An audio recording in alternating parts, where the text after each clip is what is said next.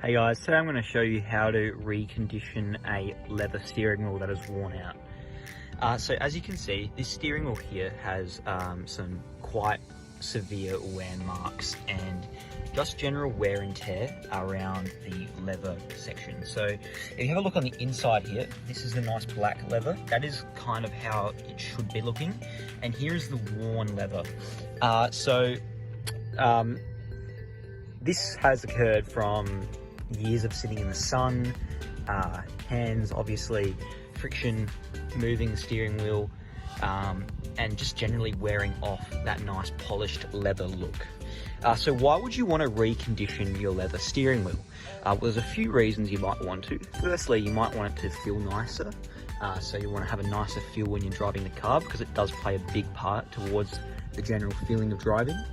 And secondly, you may want to improve the general aesthetics of your car in order to resell it. So you might want it to present in a better condition for reselling, or you might want to restore it. So you might have got your car cheap, it might be a bit of an older car, and you just want to generally improve the overall aesthetics of the vehicle and improve the look and feel. So in this video, I'm going to be showing you how to get that new or good leather look back into your leather steering wheels using some simple online products that you can get from either the internet or in stores such as Bunnings or Mitre 10. Get one of these sanding pads. So this is basically a very fine sandpaper with a bit of foam in the middle. Now this is part of a kit that includes all of the products, which you can get online. I will include the link in the description. But you can get this same grade of sandpaper, and I'll flash the grade up on the screen. I don't know it off the top of my head, but this grade of sandpaper is what you need to try and smooth out any of the blemishes. So what you want to do is have it nice and firm in your hands, get a good area of surface, and lightly rub back and forth. Just very lightly. You don't need to do it overly harsh, because you're not trying to wear down the actual surface. You're just trying to wear off any imperfections that are on the top of the leather. So getting around, and you'll be able to feel the difference straight away. You'll feel that any little rough areas have smoothed out, and it doesn't really take much. You just want to tidy up a little bit, especially if this is your second time doing this. If it's your first time, you may want to get a higher grade of sandpaper, a firmer grade, a harsher grade, and work a little bit harder on any spots. But this steering wheel, I have done this once before, about a year and a half ago. So it doesn't really need too much. What I'm really doing on this one is I'm just trying to get another coat of paint into it. So this area is the worst. I'm guessing it's because it's had the most sunlight, or it's where someone's held the steering wheel for a long period of time. So I'm going to work on this area quite profusely, rubbing a forward and backwards motion up and down, just to get a good surface area and evenly spread the effect of the sandpaper. You're going to make sure you're getting all around the backs and corners of the steering wheel, and make sure you're continuously rubbing your hands over it to feel where you're being effective and where you're not being effective, and where you might need to do a little bit more work. Okay, so this is where you want to be careful. So this section of the steering wheel, once I get the camera to focus, this section here is starting to get quite badly worn, and it is starting to flake off. So the surface is becoming quite damaged.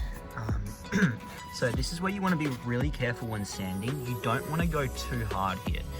You might even want to get, if it is really severe, a little bit of wet and dry sandpaper onto that, just to try and really lightly work on this surface. So up and down, as I did to start with, and just really lightly going over this section until you start to feel it smoothing out and just getting any of the surface imperfections off.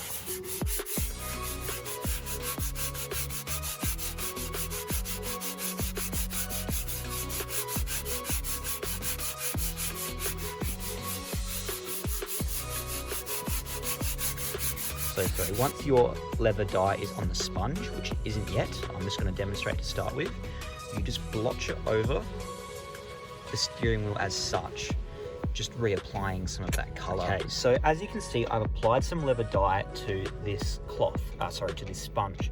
So I've also got a little bit on the cloth, so that's why you put the cloth down. You don't want to get it on your jeans or your pants. So I've applied a reasonable amount to the sponge. So now I will start by going over this section and just spreading that leather dye around. So that once you do this, once you've got a really nice smooth surface, you don't want to do this before you've got a nice smooth surface, because you don't want to have to re-sand after if you feel any blemishes or imperfections anyway. So it's really important to do this after you've got your sanding completely done and you're very happy with the results of that. So I'm going to go ahead and I'm going to apply some more of this, and I'm going to show you the results. Okay, so once you've done applying your first coat of paint, you're going to want to let it dry for about 20 minutes, just until it becomes touch dry. So when you're able to touch it without getting anything on your hands. So I recommend going and cleaning your hands if you've got any dye on them, like myself, just so you are able to touch it and get a general feeling as to how it has dried over the last 20 minutes or so.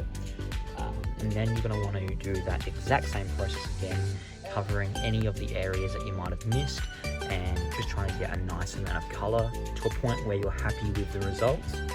And then you'll let it dry again, but we'll go over that when we get to that. Okay, so it's 24 hours later now and the paint has dried fully. So the final stage is to put a little bit of this leather shield on. So basically this is part of that same kit. You can get a similar product from a store. However, this one is this Colourlock brand, and once again, the link will be provided in the description.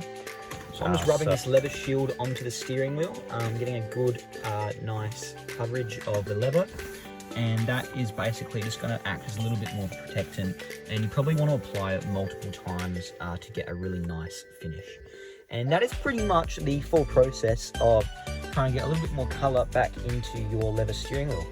You can repeat this process multiple times if you want to really get the coats up. You can see that there's still areas where you can see a small bit of discoloration, but really that will happen over time. It's just the nature of the beast, but you can keep repeating this process in order to get the best results. So I hope you enjoyed the video and I hope you've learned something from it, and hopefully you can use this information to improve your vehicle and maybe even get something presentable to sell. Thanks.